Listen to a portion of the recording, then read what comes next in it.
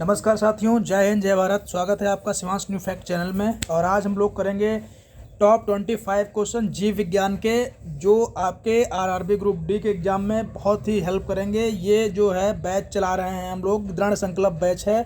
25 question रोज़ आपको मिलते रहेंगे। सबसे पहले आरआरबी ग्रुप डी में सबसे ज़्यादा साइंस आती है, तो सबसे पहले जीव विज्ञान, फिर रसायन विज्ञान, फिर भौतिक विज्ञान। ऐसे करते करते हम लोग जब पर्याप्त मात्रा में साइंस के क्वेश्चन कंप्लीट कर लेंगे, उसके बाद से हम लोग जीके के जो अन्य क्वेश्चन आते हैं, इतिहास है, आपका संविधान है, और भी क्वेश्चन जो आते हैं, पर्यावरण है, इन सब से आपको क्वेश्चन डेली आपके एग्ज़ाम होने तक आपको इतने क्वेश्चन मिल जाएंगे कि आपका पेपर बहुत अच्छी तरीके से आपका जीएस में क्लियर हो जाएगा।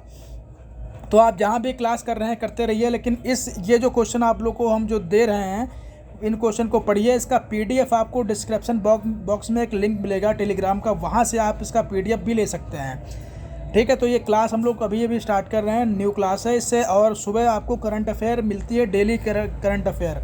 आप उसको भी जो है एक प्लेलिस्ट बना हुआ है करंट अफेयर का, वहाँ से आप जो है उसको भी देख सकते हैं। उसका भी पीडीएफ आपको टेलीग्राम पे मिल जाएगा। तो क्वेश्चन नंबर हम लोग पहला स्टार्ट करते हैं अपने क्लास का। फर्स्ट क्वेश्चन है हमारा साधारण टेबल। साधारण टेबल नमक सोडियम क्लोराइड है, बेकिंग सोडा क्या है? तो यहाँ पे इसका साथियों, अगर आपको आंसर पता हो तो आप कमेंट बॉक्स में ज़रूर बताइएगा।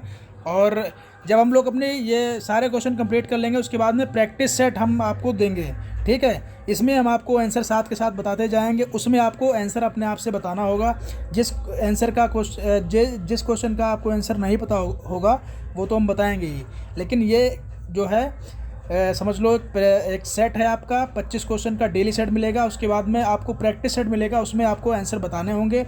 इसमें भी अगर आपको आंसर पता है तो आप कमेंट बॉक्स में लिख के मैं ज़रूर बताइएगा। तो क्वेश्चन नंबर पहला आप लोगों को हमने दिखा रखा है। साधारण टेबल नमक सोडियम क्लोराइड है, बेकिंग सोडा क्या है? तो इसका आंसर हो जाएगा सोडियम बाइकार्बोनेट। ठीक है, आप अच्छी तरीके से इसको समझिए और पूरा वीडियो वॉच कीजिए। क्वेश्चन नंबर 2 है ओजोन छिद्र को संदर्भित करता है। तो इसमें पहला ऑप्शन है हमारा ओजोन परत छेद, दूसरा है क्षोभ मंडल में ओजोन परत में कमी, समताप मंडल में ओजोन परत की मोटाई में कमी, और चौथा ऑप्शन हमारा है जो यहाँ पे वो है क्षोभ मंडल में ओजोन परत की मोटाई में वृद्धि। तो यहाँ पे ऑप्शन नंबर सी हमारा सही हो जाएगा, बिल्कुल, समताप मंडल में ओजोन परत की मोटाई में कमी। और वीडियो में अगर कोई त्रुटि आपको दिखाई पड़ रही है तो आप उसको कमेंट बॉक्स में लिख के बता सकते हैं, तो अगली वीडियो में उसको सुधारा भी जा सकता है। ठीक है, अगला क्वेश्चन हमारा है साथियों, क्वेश्चन नंबर 3 है देवदार स्प्रूस देवदार। देखिए यहाँ पे ये जो है, आप ये मत समझिए ये डबल लिखा हुआ है, ये इनके सबके अर्थ अलग अलग हैं। देवदार स्प्रूस देवदार लार्च और सरू प्रसिद्ध लकड़ी देने वाले। देखिए ये जो है वृक्ष यानी कि पौधे हैं। ठीक है, तो यहाँ पे क्वेश्चन क्या है, देवदार एक वृक्ष है, एक और देवदार वृक्ष है, स्प्रूस देवदार लार्च और सरू प्रसिद्ध लकड़ी देने वाले पौधे हैं, जिनमें से कई भारत के पहाड़ी क्षेत्रों में भी व्यापक रूप से पाए जाते हैं। ये सभी के हैं क्या हैं? इसका आंसर आपको बताना है। ये सभी क्या हैं? ये सभी आवृतबीजी हैं, जिम्नोस्पर्म हैं, एक बीजी पत्री हैं, या द्विबीजी पत्री हैं? ऑप्शन पता हो तो आप हमें बता सकते हैं। इसका आपका आंसर है जो है जिम्नोस्पर्म।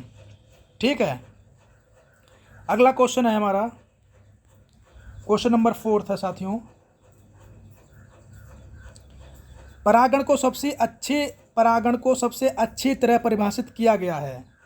तो ऑप्शन नंबर पहला है पराग कोश से वर्तिकाग्र में पराग का स्थानांतरण, दूसरा हमारा विकल्प है पराग कणों का अंकुरण, तीसरा हमारा विकल्प है बीजाकरण में पराग नली की वृद्धि, चौथा हमारा ऑप्शन है कीड़ों द्वारा फूलों का दौरान। तो इसका जो है ऑप्शन हो जाएगा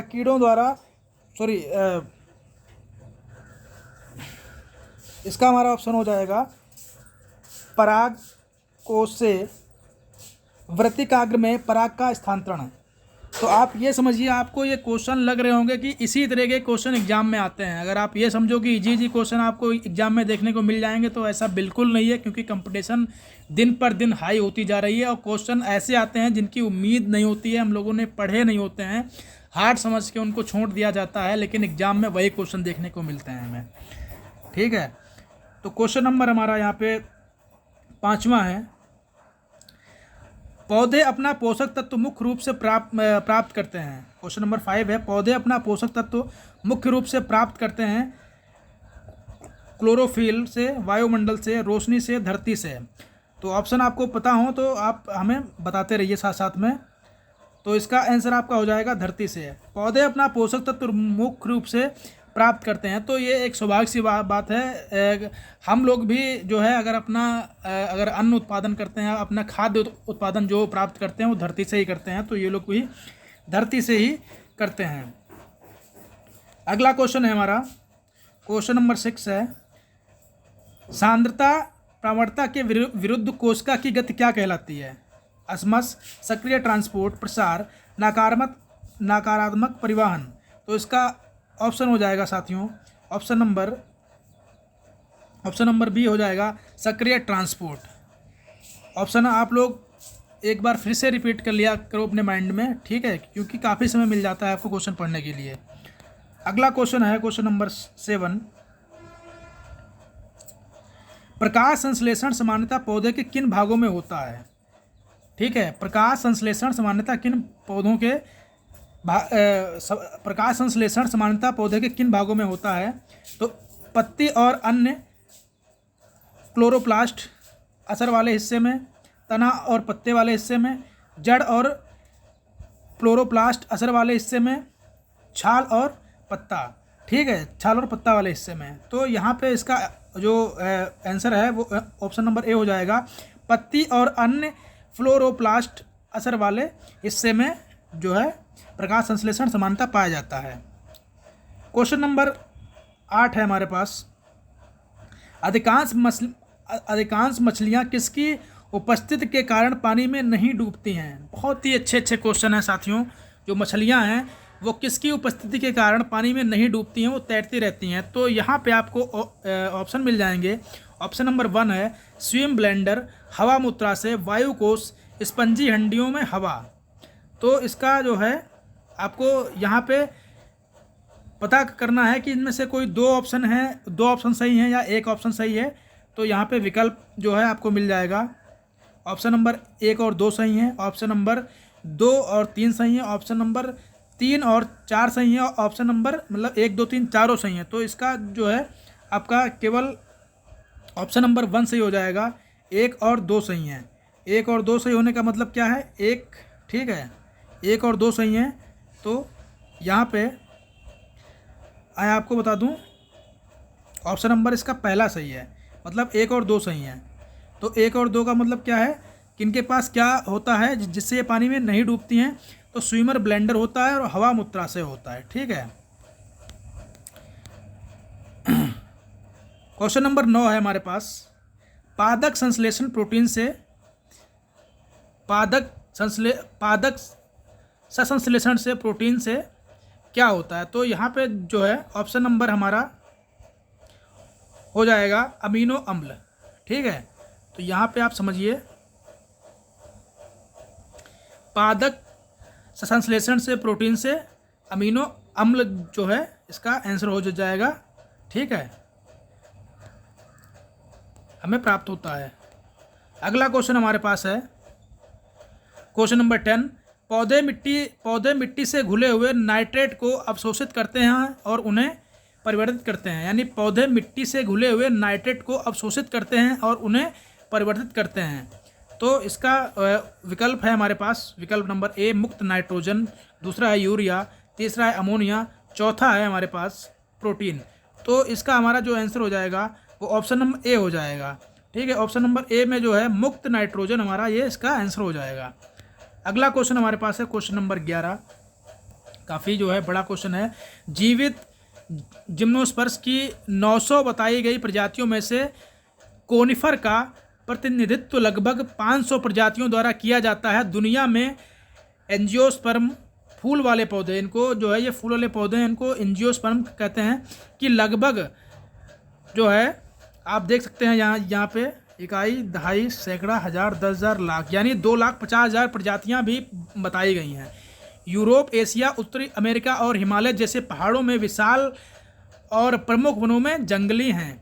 ठीक है, तो यहाँ पे ऑप्शन दिया हुआ है आपका, ऑप्शन नंबर पहला कानिफर को छोड़कर सभी जिम्नोस्पर्म, दूसरा है केवल एंजियोस्पर्म, तीसरा है केवल शंकुवृक्ष और चौथा है एंजियोस्पर्म और कानिफर को छोड़कर सभी जिम्नोस्पर्म। तो इसका ऑप्शन नंबर हमारा हो जाएगा ऑप्शन नंबर सी, केवल शंकुवृक्ष। ठीक है, ऑप्शन नंबर हमारे पास क्वेश्चन नंबर है 12, निम्न में से एक हड्डी का कार्य नहीं है, यानी कि जो हमारी हड्डियां में से एक कार्य हड्डी का नहीं है, तो वो क्या है। पहला ऑप्शन है मांसपेशियों लगाव के लिए जगह, महत्वपूर्ण अंगों की सुरक्षा, रक्त और हड्डियों के कैल्शियम विनिमय के लिए हार्मोन्स का स्राव, और चौथा है रक्त कणिकाओं का निर्माण। तो हमारे पास इसका ऑप्शन जो हो जाएगा ऑप्शन नंबर सी हो जाएगा, एकदम राइट आंसर, रक्त और हड्डियों में कैल्शियम विनिमय के लिए हार्मोन्स का स्राव। तो इसका जो है निम्न में से ये हड्डियों का जो कार्य नहीं है, वो हमारा ऑप्शन नंबर सी नहीं है। ठीक है, अगला क्वेश्चन है हमारे पास क्वेश्चन नंबर 13। क्वेश्चन नंबर 13 है पौधे अपने द्वारा आवश्यक जल का अधिकांश भाग अपने द्वारा अवशोषित करते हैं। मतलब पौधे अपने द्वारा आवश्यक जल का अधिकांश भाग जो है अपने द्वारा अवशोषित करते हैं, तो वो कहाँ करते हैं। भ्रूण क्षेत्र, बढ़ता हुआ बिंदु, जल बाढ़, और पांचवा है आपका चौथा है बढ़ाव का क्षेत्र। तो इस पे आपका आंसर हो जाएगा ऑप्शन नंबर सी, जड़ बाल। ठीक है, जड़ बाल में अधिकतर ये क्या करते हैं, अवशोषित करते हैं जल को। ऑप्शन नंबर आपका जो है यहाँ पे क्वेश्चन नंबर 14 आ जाएगा, प्रकाश ऑक्सीकरण है।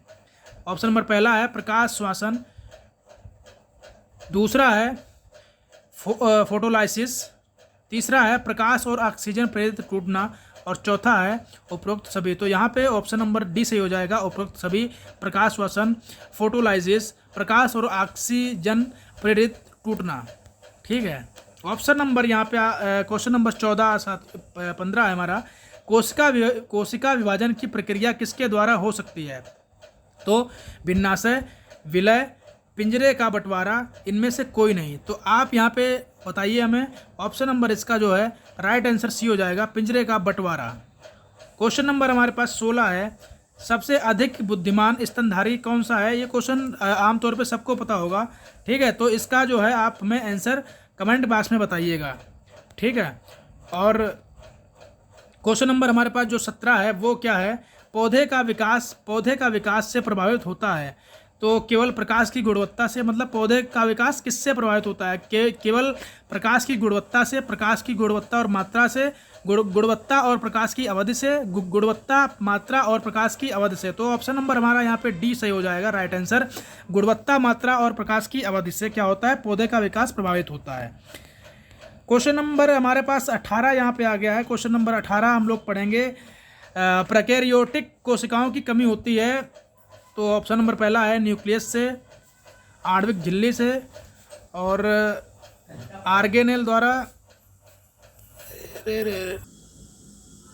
सॉरी फ्रेंड कोई आ गया था इसलिए वीडियो थोड़ा मिस्टेक हो गई। तो हम लोग क्वेश्चन नंबर 18 पढ़ रहे थे। क्वेश्चन नंबर 18 यहाँ पे जो है हमारा क्या था, प्रोकैरियोटिक कोशिकाओं की कमी होती है, न्यूक्लियस, आणविक झिल्ली और ऑर्गेनेल द्वारा संबंधित झिल्ली। तो इसका ऑप्शन आपका हो जाएगा ये सभी। ठीक है, राइट आंसर। क्वेश्चन नंबर हमारे पास 19 आ गया है, तो इसको हम लोग पढ़ेंगे, प्रकाश संश्लेषण तेजी से होता है, पीली रोशनी से, सफ़ेद रोशनी से, लाल बत्ती से, अंधेरे से। तो यहाँ पे इसका जो आंसर हो जाएगा वो सफ़ेद रोशनी से क्या होता है, प्रकाश संश्लेषण तेजी से होता है। क्वेश्चन नंबर हमारे पास 20 है, प्रत्येक कोशिका में गोलाकार शरीर युक्त अनुवांशिक पदार्थ न्यूक्लियस की खोज पहली बार 1831 में की गई थी। वो किसके द्वारा की गई थी, रॉबर्ट हुक के द्वारा, रॉबर्ट ब्राउन के द्वारा, रुडोल्फ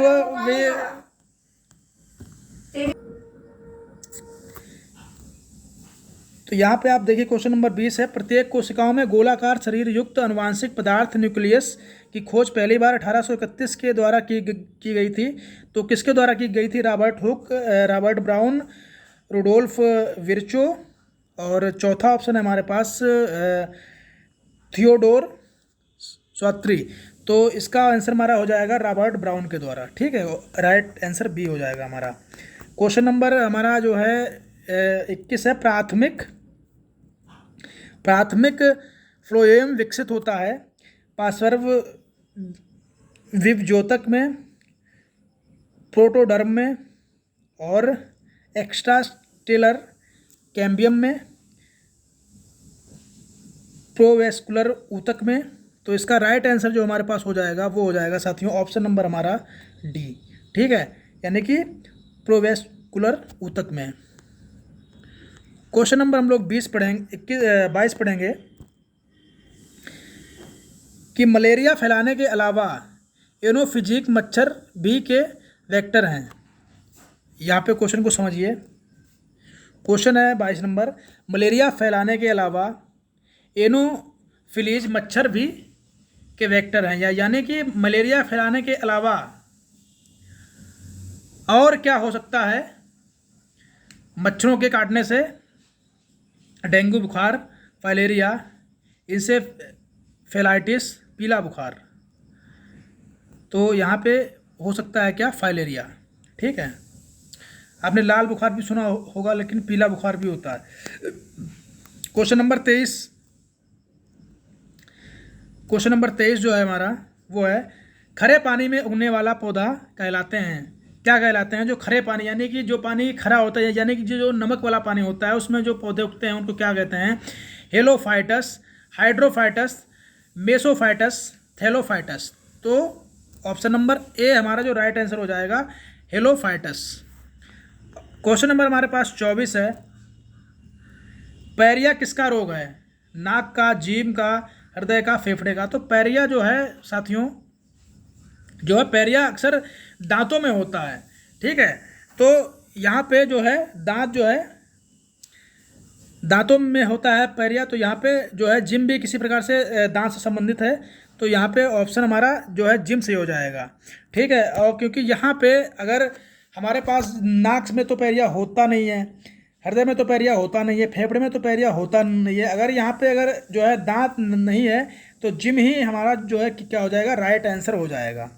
ठीक है, और आज का लास्ट और आखिरी क्वेश्चन है, प्रकाश संश्लेषण की प्रक्रिया में मुक्त हुआ O2 आता है, CO2, पानी, चीनी, पायरुविक तेजाब। तो इसका आंसर बताने से पहले साथियों आपसे एक बात कहनी है कि वीडियो आपको डेली मिलेंगी और आप लोग हमसे जुड़े रहिए। अगर जो है आप लोग चाहते हैं कि इसी तरीके से बेस्ट क्वेश्चन आपको मिलते रहें तो आप चैनल को सब्सक्राइब करके बेल आइकन का बटन दबा के रखिए, ताकि वीडियो जैसे ही आए वैसे आपको सबसे पहले मिल जाए। और जो भी आपके साथी हैं उनको ये वीडियो को शेयर करिए। वीडियो अच्छी लगी हो तो लाइक करिए।